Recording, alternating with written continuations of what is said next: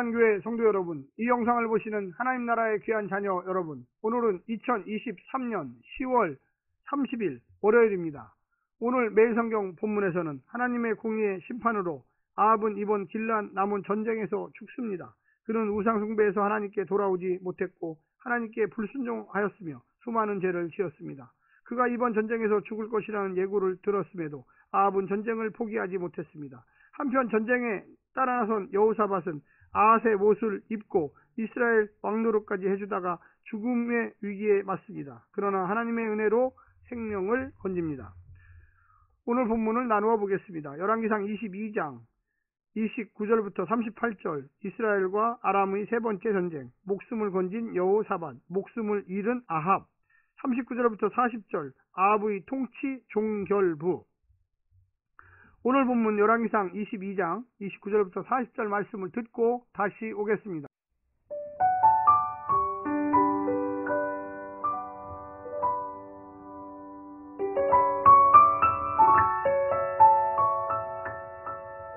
이스라엘의 왕과 유다의 여호사밧 왕이 길랄 라못으로 올라가니라.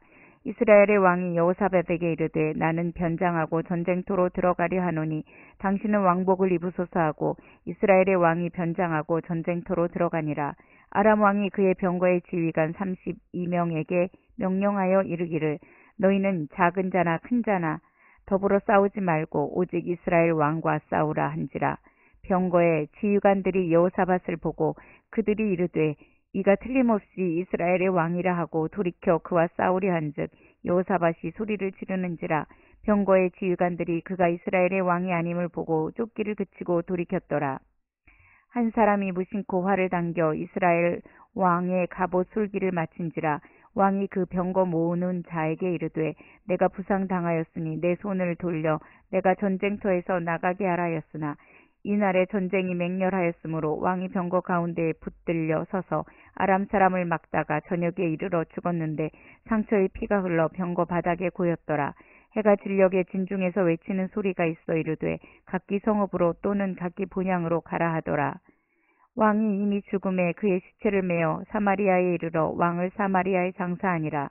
그 병거를 사마리아 못에서 씻음에 개들이 그의 피를 핥았으니 여호와께서 하신 말씀과 같이 되었더라. 거기는 창기들이 목욕하는 곳이었더라.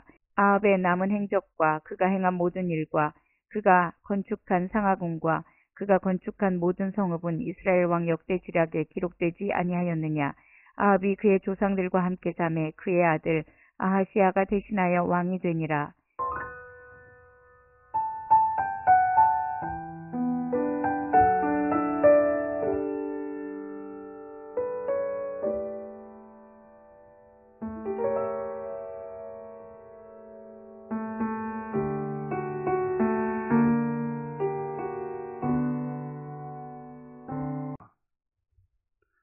아합 시대 베나닷 2세와의 세 차례 전쟁이 있었고 마지막 길란 나무 전쟁에서 아합은 전사합니다. 이후에도 이스라엘은 오므리 왕조와 아람 사이의 전쟁이 계속되었습니다. 베나닷 2세는 나중에 하사엘에 의해 살해당합니다. 이후 하사엘과 그의 왕위를 이어받은 아들 베나닷 3세 시대에 하나님이 이스라엘에게 노하여 이들로 이스라엘을 핍박하게 하셨습니다. 그러나 여호와스 왕의 기도와 하나님이 이스라엘 조상과 맺은 언약 때문에 이스라엘에게 다시 긍휼을 베푸십니다. 그 결과 요아스 통치 때에는 아람을 3번 이기고 선왕 여호와스 때 빼앗긴 성읍을 회복하게 된 것입니다. 오늘 본문을 세 부분으로 나누어 자세히 설명드리겠습니다. 첫 번째, 속인다고 속일 수 있는 게 아니다.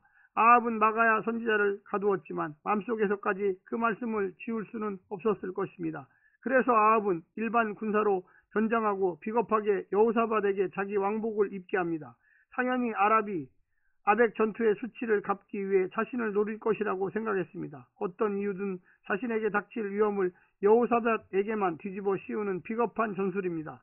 선지자를 옥에 가두었던 것은 용기가 아니라 겁쟁이의 회피였습니다. 두 번째는 피한다고 피할 수 있는 게 아니다.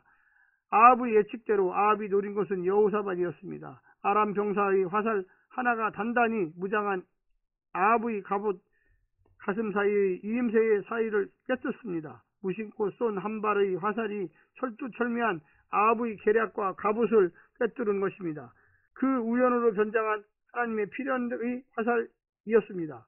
그 우연으로 변장한 하나님의 필연의 화살이 변장한 야합의 모든 인간적인 계산과 간교한 진술과 근거 없는 기대와 자기 확신을 관통했습니다. 하나님이 작정하셨기에 하나님적인 꾀와 견고한 갑옷이 아합을 지켜주지 못했습니다. 미가야의 예언대로 왕이 백성보다 먼저 죽었고 그의 죽음이 확인되자 백성은 흩어집니다. 그의 피 묻은 병거를 사마리아 못에서 씻자 개들이 와서 핥습니다. 이것 또한 예언 그대로 성취된 것입니다. 하나님의 말씀에 대한 태도가 이스라엘과 왕의 운명을 결정지었습니다. 마지막 세 번째는 도망한다고 도망칠 수 있는 것이 아니다. 아합은 화살에 맞은 채로 빠져나가려 했지만 실패하자 군사들의 사기를 꺾지 않기 위해 해질녘 때까지 버티고 서 있었습니다. 인간적으로는 마지막까지 할 도리를 다했습니다. 그는 또한 이스라엘에게 가장 건축에 능한 왕이었다는 평가를 받고 있으며 가장 안정된 시대를 안겨주었습니다. 그래서 어땠다는 것입니까? 하나님의 말씀을 듣기 싫어했고 죄인인 줄 알면서도 아내의 충동을 거스르지 못했고 참 선지자인 줄 알면서도 엘리야와 미가야를 미워했습니다.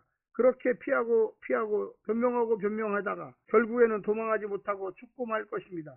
그러니 어서 하나님께 붙잡히십시오. 구속당하십시오. 그래야 진짜 살 수가 있습니다. 사랑하는 성도 여러분, 오늘 하루도 주의 말씀에 순종하면서 달려갈 길 다 가시기를 간절히 부탁드립니다. 샬롬.